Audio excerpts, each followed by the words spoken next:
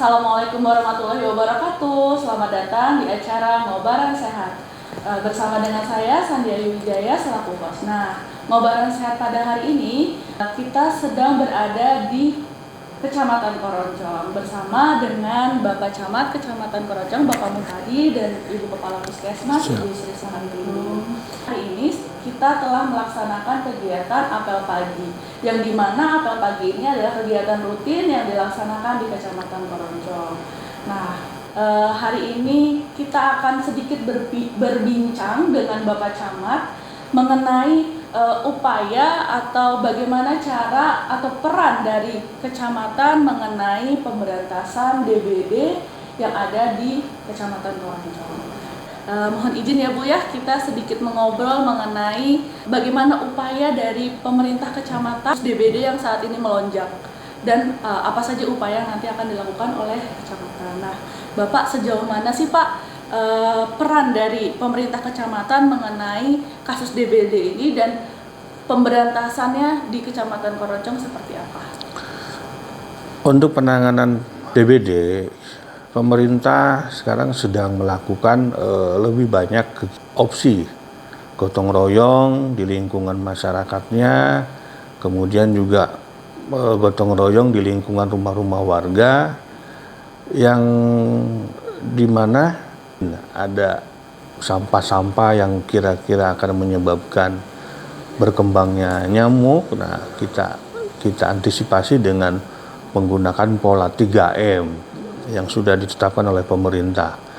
Kemudian kita agendakan juga gotong royong rutin membersihkan lingkungan masyarakat yang ada di desa masing-masing. Itu mungkin salah satu upaya kita. Kemudian juga upaya pemerintah juga di samping kegiatan bakti sosial, tapi juga kita dorong untuk penganggaran. Ya, untuk penganggaran ini kita dorong melalui kegiatan Banprop. Upaya yang dilakukan itu masuk ya Pak di dalam rencana anggaran seperti itu? Sudah masuk. Jadi sudah masuk, bahkan di 12 desa kita upayakan semua desa ada. Jadi Kecamatan Koronjong sendiri segala kegiatan memang sudah dimasukkan dalam semua sudah sesuai dengan rencana-rencana yang waktu itu mungkin pernah disampaikan ya Bu atau Pak waktu itu di Musrembang Des atau di Musrembang Mat seperti itu. Nah, kalau untuk jadwal yang tadi Bapak sampaikan kan ada pemberantasan sarang nyamuk, gotong royong, apakah ada jadwal rutin Pak?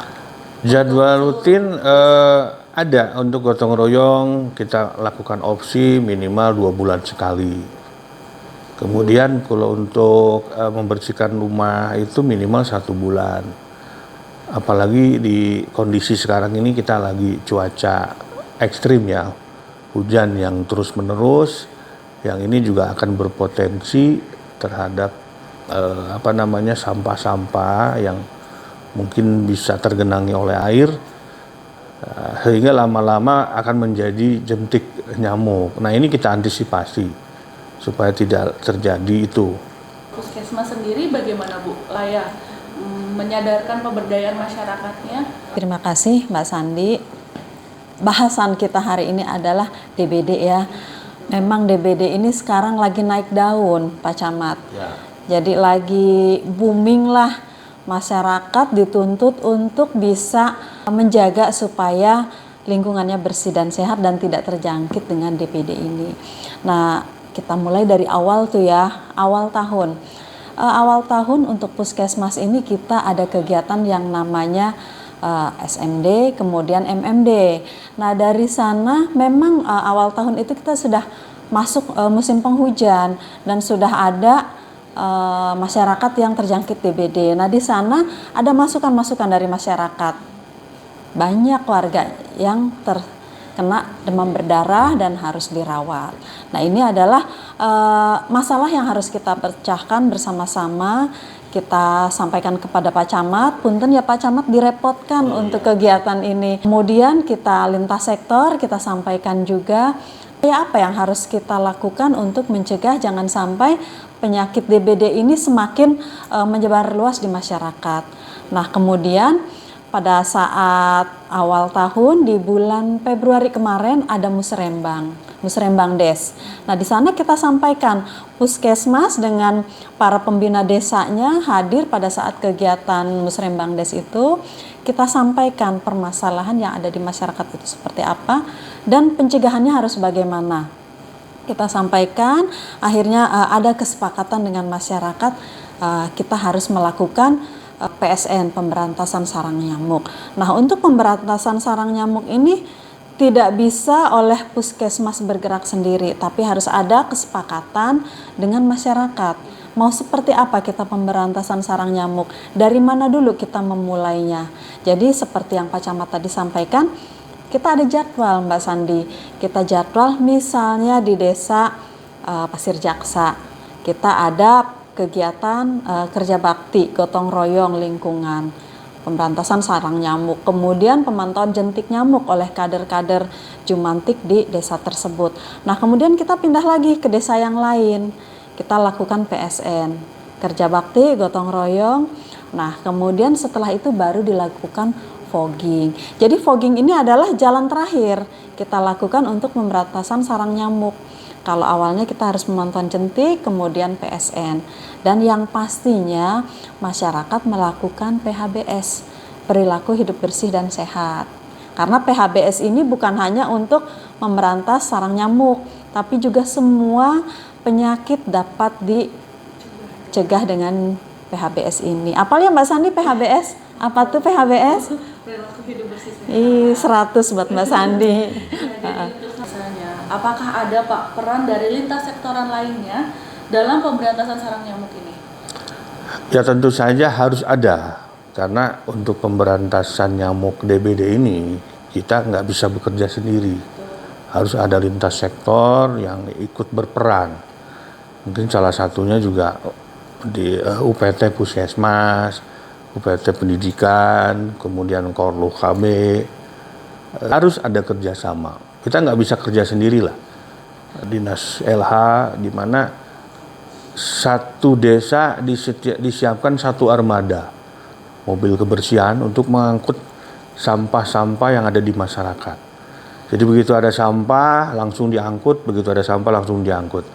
Jadi jangan sampai ada sampah tertumpuk terlalu banyak sehingga menyebabkan aroma yang kurang baik lah. Iya, betul. Jadi untuk pembuangan sampah Kecamatan Keroncong ini sudah MOU ya dengan LH supaya masyarakat tidak membuang sampah sembarangan. Kemudian juga kan untuk tidak membakar sampah ya, sampah-sampah rumah tangga untuk tidak dibakar, tapi lebih baik tadi dibuang melalui LH tadi dengan mobil-mobil sampah yang sudah dikerahkan untuk ke seluruh desa ya Pak? Ya, di 12 desa. Kebetulan juga lokasi untuk pembuangan sampah ini nggak terlalu jauh, di Kampung Kepuh, desa perbatasan dengan desa Bangkonol ya. Jadi alhamdulillah lah untuk penanganan sampah di Kecamatan Keroncong ini saya kira sudah maksimal lah. Banget nih Bu, DM yang masuk ke medsos dari Puskesmas minta untuk fogging seperti itu. Jadi fogging itu seperti yang disampaikan oleh Ibu Kepala Puskesmas adalah jalan terakhir. Jalan yang pertama yaitu adalah kita menerapkan perilaku hidup bersih sehat, kemudian kita melaksanakan yang namanya pemberantasan sarang nyamuk atau PSN. Karena banyak sekali Bu masyarakat mau fogging dari desa ini mau fogging gitu, Bu, karena dalam pikiran masyarakat fogging itu adalah cara untuk pemberantasan DBD. Iya, sebetulnya tidak seperti itu ya Mbak Sandia. Jadi masih tertanam di benak masyarakat fogging adalah pemberantasan nyamuk yang paling efektif, paling ampuh. Padahal tidak seperti itu kan. Sebenarnya hanya nyamuk dewasa saja ya Bu ya. Tapi karena fogging ini, nah nyamuk yang masih kecil-kecil bahkan yang jentiknya itu tuh tidak mati atau tidak akan di fogging. Betul. Nah, mereka bisa hilang kalau kita melaksanakan yang namanya pemberantasan sarang nyamuk dengan 3M+. Baik, Bapak Ibu sudah banyak gambaran ya Bu ya bagaimana melaksanakan pemberantasan sarang nyamuk untuk pencegahan DBD. Mungkin Tapi masih ada juga Mbak Sandi, kami dari Puskesmas itu sosialisasi kepada lintas sektor ya. Tadi yang sudah disampaikan oleh Pak Camat, kita ke Kormin Pendidikan, kemudian ke perangkat desa, kemudian ke Korluh KB, kita lakukan sosialisasi ini. Karena kami berharap dengan sosialisasi ini lintas sektor itu dapat meneruskan. Misalnya seperti di Kormin Pendidikan, mereka bisa menyampaikan kepada guru-guru dan guru-guru bisa menyampaikan kepada anak muridnya bagaimana cara mencegah supaya jangan terjangkit DBD, yaitu dengan melakukan perilaku hidup bersih dan sehat, pemberantasan sarang nyamuk, 3M+. Apa itu 3M+? Itu anak-anak kan belum tahu ya Mbak Sandi, taunya disemprot, di fogging. Seperti itu. Memang ya Bu ya untuk DBD ini kalau kita lihat siklus nyamuk yaitu dia menggigit di pagi hari. Nah biasanya memang anak-anak banyak pagi hari itu ada di sekolah. Makanya sangat perlu sekali sosialisasi lintas sektoral khususnya untuk Kormin Pendidikan karena memang banyak yang terjadi DBD ini adalah anak-anak sekolah begitu Bapak Ibu. Nah, tadi sudah disampaikan juga ya oleh Pak Camat Bu mengenai pengelolaan sampah dan limbah. Kalau dari Puskesmas sendiri bagaimana Bu? Untuk Puskesmas, untuk pengelolaan sampah dan limbah kotoran di rumah tangga ya Mbak ya.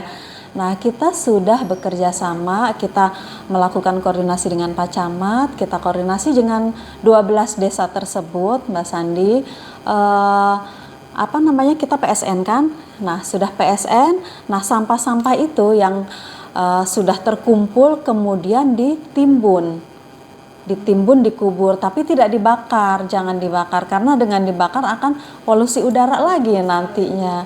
Jadi kotoran-kotoran tersebut, sampah tersebut kita timbun atau kita kerjasama dengan LH diangkut ke tempat pembuangan sampah, dan kebetulan tempat pembuangan sampah itu ada di wilayah Kecamatan Koroncong ini. Nah, kita bekerja sama supaya lingkungan kita bisa bersih. Bagaimana caranya supaya masyarakat bisa menempatkan sampah-sampah itu, apakah akan dikubur ataukah akan dibuang gitu. Baik Ibu, sebelum kita tutup ngobaran sehat kita pada pagi hari ini, alangkah baiknya ada sedikit pesan kesehatan Pak untuk masyarakat Kecamatan Koroncong mengenai bagaimana pemberantasan sarang nyamuk supaya masyarakat Koroncong terbebas pastinya menjadi lebih sehat lagi.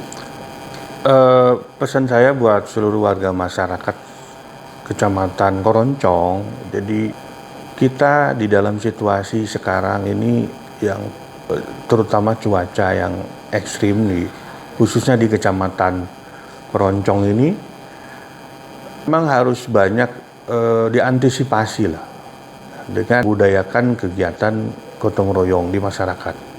Jadi budaya gotong royong ini harus selalu diaktifkan di lingkungan masyarakat sehingga di lingkungan masyarakat itu tercipta dan terwujud lingkungan yang bersih dan sehat.